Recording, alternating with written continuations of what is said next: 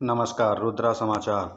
अयोध्या दीपोत्सव 2025 की शानदार तैयारियां। इस बार अयोध्या में राम की पैड़ी पर पहली बार 80,000 दियों से रंगोली बनेगी और 26 लाख दीप जलाए जाएंगे। धर्मपथ पर 30 डिजिटल स्तंभ लगेंगे जिन पर रामायण की झलकियां दिखेंगी। प्रधानमंत्री मोदी ने एनडीटीवी वर्ल्ड सिटी में बोले, भारत न रुकेगा न धीमा होगा। पीएम मोदी ने कहा कि भारत तेजी से आगे बढ़ रहा है और आने वाले दशक में भारत वैश्विक विकास का इंजन बनेगा।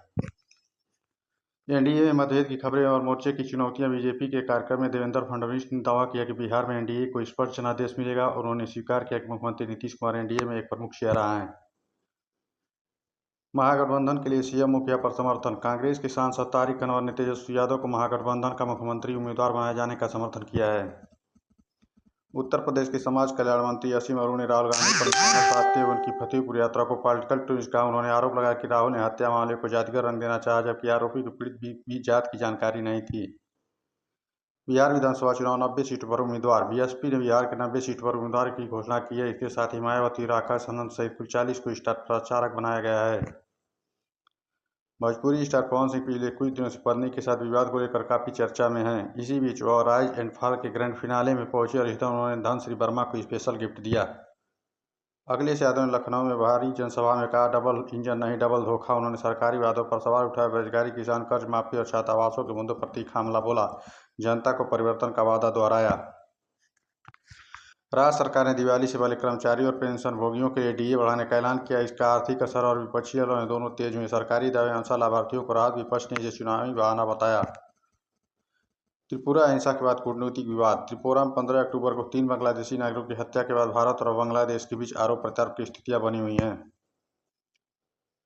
खांसी सिरप विवाद, सरकार सख्त हुई। कम से कम 24 बच्चों की मौत की घटना के बाद स्वास्थ्य मंत्रालय ने श्रीसन कंपनी का लाइसेंस रद्द किया और इसके खिलाफ आपराधिक जांच की गई है।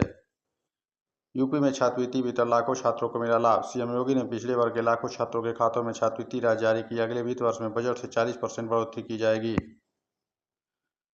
चंपारण की धरती से अमित शाह ने चुनावी रैली में गरजते हुए कहा, इस बार बिहार में 4 दिवाली मनाई जाएगी। उन्होंने कहा कि जनता ने एनडीए सरकार के विकास कार्यों को देखा है और 14 नवंबर को नतीजों वाली दिवाली सबसे बड़ी होगी।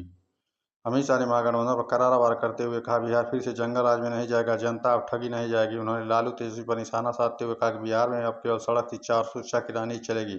शाह ने लोगों से अपील की, दिवाली पर स्वदेशी सामान खरीदें और देसी दियों से घर रोशन करें ताकि बिहार और भारत दोनों चमके। बिहार की राजनीति में बड़ा दिलचस्प मोड़। जहानाबाद के पूर्व सांसद अरुण कुमार के परिवार में इस बार 2 अलग-अलग पार्टियों की टिकटें पहुंच गई हैं।